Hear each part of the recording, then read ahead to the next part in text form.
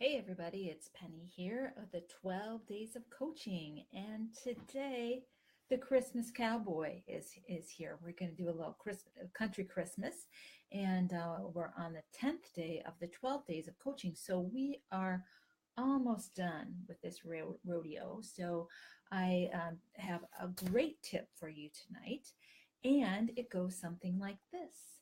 On the 10th day of coaching, my coach whispered to me, "Don't quit. Recommit. Little chickadee." Hey Gilbert, hey Glenn. It's nice to have you here at the corral, the Christmas corral. Yep. You never know what kind of hat we're going to find, but this one was especially interesting. I used to live in Texas, so you know, hats off to my fellow Texans.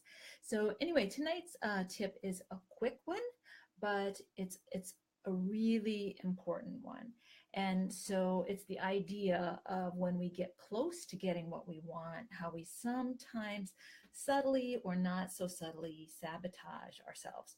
So I want to make it really clear the difference, because sometimes we do need to quit. Like if we're on a sinking ship and we start rearranging the deck chairs, we know that's a total waste of our time, energy, and pretty much our life force at that point. So we're clearly not talking about those situations. The situations that I'm talking about that you need to not quit and recommit is a situation like, say, the 12 days of coaching, where we're almost at the finish line. We're almost there, but by this time, maybe we're a little tired. Maybe we've just used all our tricks and all of this, and we just feel like, oh, I should just be done. No, this is when you put your heels in, or your spurs. Maybe you're needing some spurs to go along with your cowboy gear. And Jennifer's here, and Red is here. Hey, everybody. Thanks so much for joining. We're on day 10 already of the 12 days of coaching. So today's Tuesday. We just have 2 more days left. And so today we're talking about don't quit, recommit, my little chickadee. Yes. So it's like this. I just read this book, and I'm going to show you. I don't know. I'm doing this on my computer, so I'm hoping it's going to show up the right way. I just read this great book, and Gilbert, I know you love books. It's called The Big Leap. And hey, cowboy, cowhand, or cow dude. Yeah, so this book is really good because it talks about exactly what I'm going to talk about for a few minutes tonight. I also have this other book. I'm just full of Christmas books tonight. This one's called The Artist's Way, and this is like a creative person's Bible, and I've had this one for more years than probably some of you have been alive. But anyway, both of them talk about this idea that in the Artist's Way, she calls it the creative U-turn, and in the Big Leap, he calls it the upper limits problem. And it's just, I know when you hear it, you're going to relate to it right away, because how many of you, and I would love to see by a show of thumbs up or hearts, how many of you have been successful in one area only to see another part of your life just totally bomb?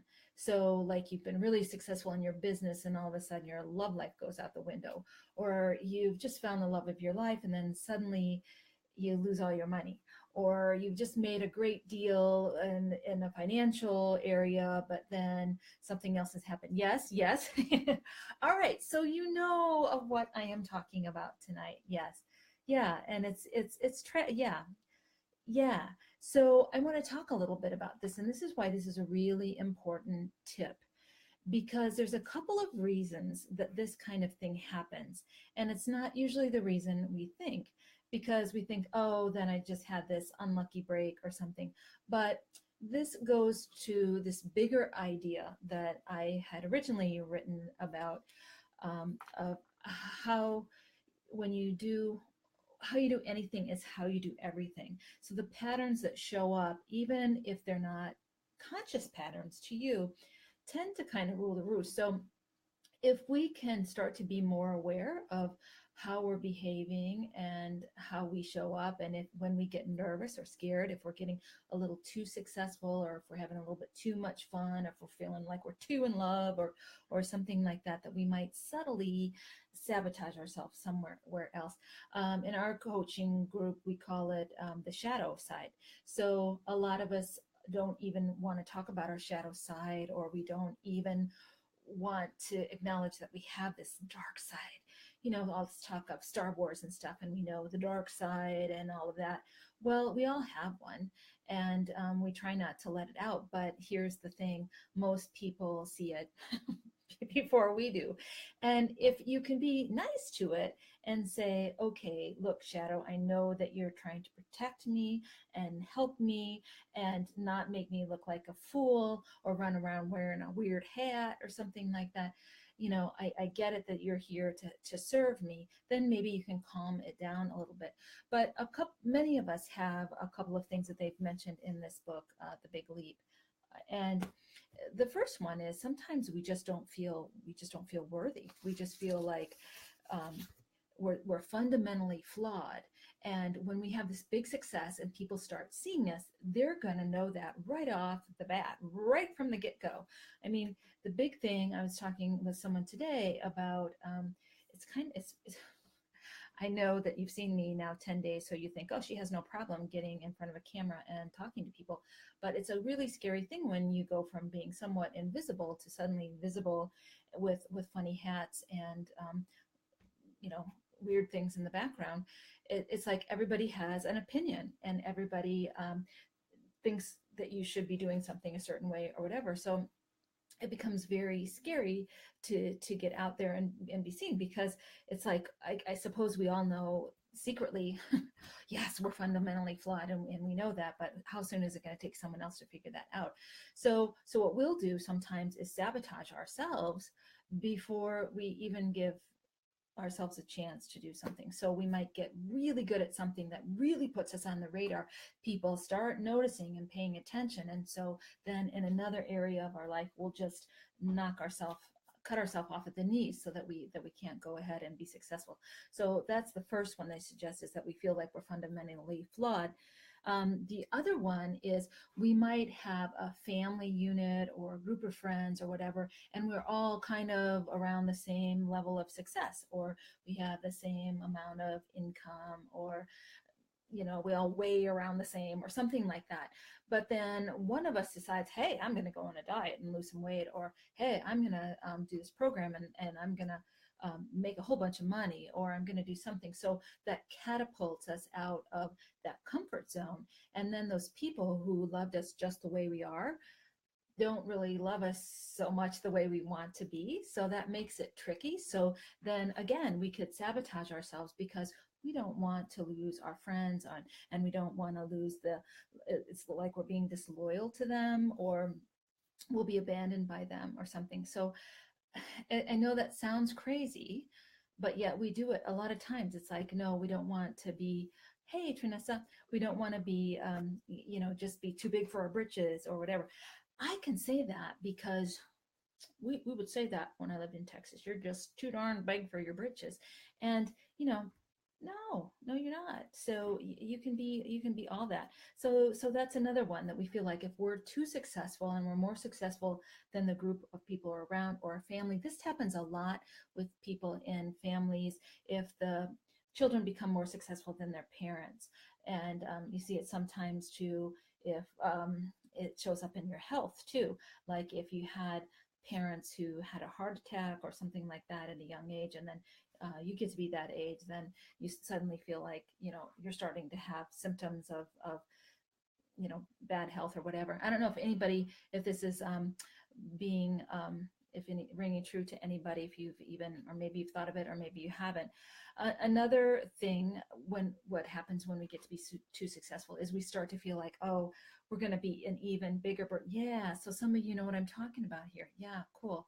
So this idea of, I'm already a burden, and if I'm going to be successful, and then I'm going to need all of these accoutrements of success. I'm going to need a virtual assistant. I'm going to need a video person. I'm going to need all of this.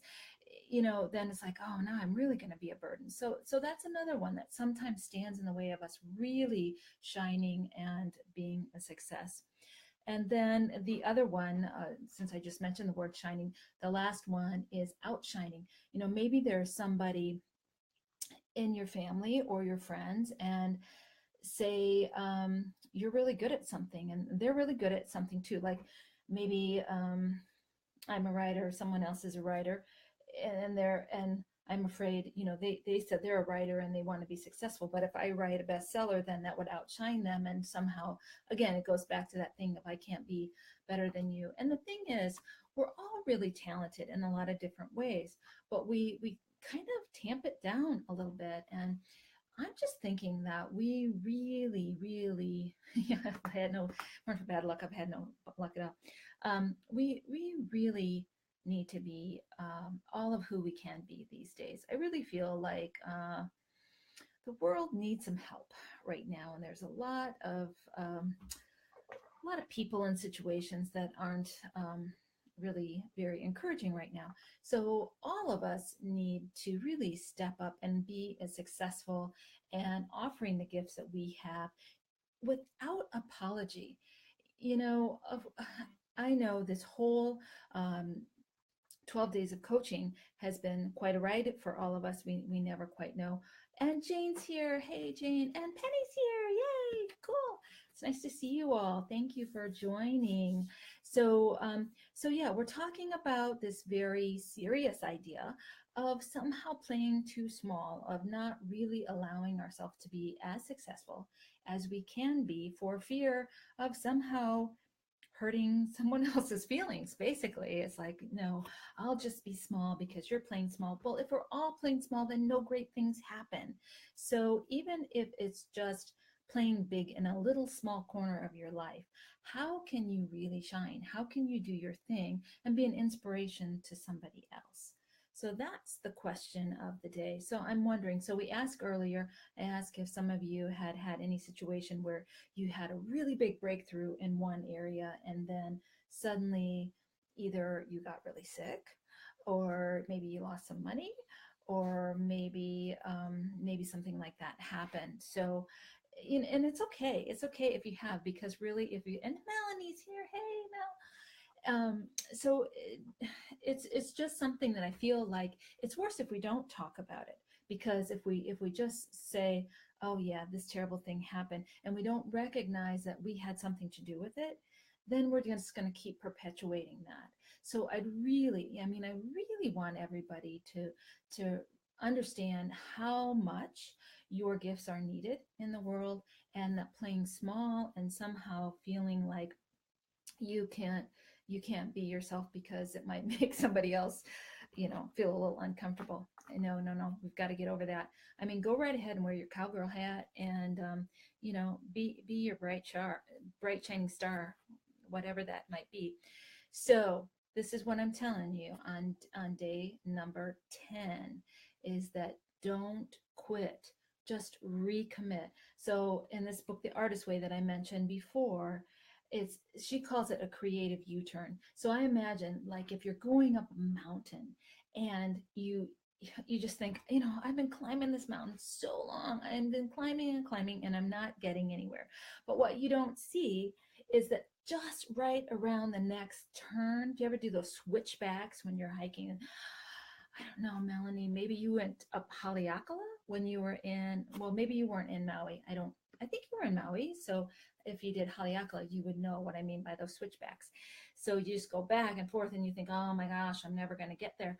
But the thing is, sometimes you don't know that just around the next corner is exactly where you've been trying to get, but you cut yourself off before you allowed yourself to get there. And, again, it's another form of sabotage. And I just am gently encouraging you on day number 10 to be aware of those behaviors or those tendencies that you might have to play it safe, and to when you start to feel like, oh my gosh, I'm so successful. It's like that idea of, oh, now the other shoe's going to drop. What other shoe? I mean, A lot of shoes have dropped, so I'm not really sure how many more can drop. So, but what if we didn't have to wait for the other shoe to drop, but what if we just could? I like to think of it as how much joy can you stand? There was a great book that I probably read, I don't know, maybe around the same time I read that Artist Way, and it was by a woman, Susan Falter Barnes, and it was called "How Much Joy Can You Stand?" And I just love that title because and it also goes along with this book too. It's like, how many days in a row are we willing to feel really good? And it's crazy. Yeah, has been, yeah, to my to buy list. Gilbert, don't buy the Artist Way. I have like 5 of them in stock because when I used to teach my creativity class, I would buy the book for the people in the class. So just put that on your Santa Christmas list and I'll send it to you. Okay, I will send it to you. So I'll make sure you get it. Yeah, it's an absolutely great book. It's classic, it's timeless, and now I think there's even I don't know, maybe the 20th or 30th edition of it out, but it's really good. So anyway, yeah, maybe some other people, if you've got a book that you would love and want to recommend that kind of deals with this issue, I just really want to encourage us to be all that we can be. And Glenn, that's probably a military thing, right? Glenn knows all about that. So yeah, but I just wanted to bring that to your attention tonight, along with my Christmas cowboy hat, and let you know about that. So if you have any questions about that, please feel free to message me or put some comments below because I really want you to feel successful. But here's the thing, before you get to that really high level of success, you're going to feel like it's impossible. I really do think that most times when we do something, I mean, let me just admit here on day 10 of the 12 days of coaching, I did not know it was going to be quite this hard. It's kind of like having a little party at my house every night. Thank goodness I don't have to have my house cleaned. I just have to have the party hats ready. And, but there would be no way that I would, 1 step forward and 2 step back. Yeah. And Emily, hey, Emily. Yeah, there would just be no way that I would quit at this point because I'm committed to you, I'm committed to me, and I'm committed to figuring out how this whole thing works and how we create a community and how we share ideas and how we help each other get through this time and how we lift each other up so that we can do our best work. So I just want to say that anything that's all the hard stuff, you just have to do the necessary hard work. But I just want you to be aware of the dark side, and what the dark side is your shadow, and try to make friends with your shadow because it's really trying to protect you. But you can say, thank you for sharing, but now I need to go save the world. And then, yeah, you can go save the world. So that's all I've got for you tonight. I'm just trying not to ramble too much tonight. I get very, very excited when you all come on, and then I just want to talk to every one of you and see what you're up to. But if you have any questions, again, tonight, the idea is that you just be your best self. And when you start to get scared and you think you're going to sabotage, don't let yourself do it. Just say, oh, I see what I'm doing. I see what I'm doing. I'm sabotaging myself. I'm shooting myself in the foot. Yeah, I love, thank you for the hearts, because it's just so easy to do. And then here's the thing, please do not beat yourself up for beating yourself up. Just say, oh, I see what's going on here. It's the dark side, it's the shadow, and I can deal with that, but I am allowed to be successful. I am allowed to be great. I'm allowed to be visible. I'm allowed to wear a cowgirl hat, a Santa cowgirl hat. Yeah, it's true. So that's what I've got for you tonight. We have 2 more nights, and we have some really special things coming up in the next 2 nights. So be sure to be here. I know I say I'm going to start at 8, but I swear to you, every night there's some little funny technological thing that happens just to test me. And if I were doing a creative U-turn, I would say, okay, that's it. But no, I am not. I just say, oh, that's an upper limits problem. I've never done Facebook Live so many times before, so there's bound to be some glitches. So, if you need help reframing your what you're telling yourself, your stories, please just let me know. I am so happy to help you with that. So thank you very much for joining me tonight. We will be back tomorrow for day 11 Oh my goodness, day 11. We'll have to see what hat awaits us tomorrow. But thank you so much for joining. If you like this, please share it. If you have a friend that you is interested in coaching or wants to know about coaching, I'm really glad to have a conversation with anybody at any time about this. And we haven't even gotten into tapping yet, which is a whole nother thing that can help us with some issues. But we're just doing 12 days, so we're going to try and keep it simple. So there we go. So thank you so much for coming on board tonight. And if you need anything between day 10 and day 11, be sure to just send me a message. And I will see you mañana. All right. See you later, cowboys and cowgirls.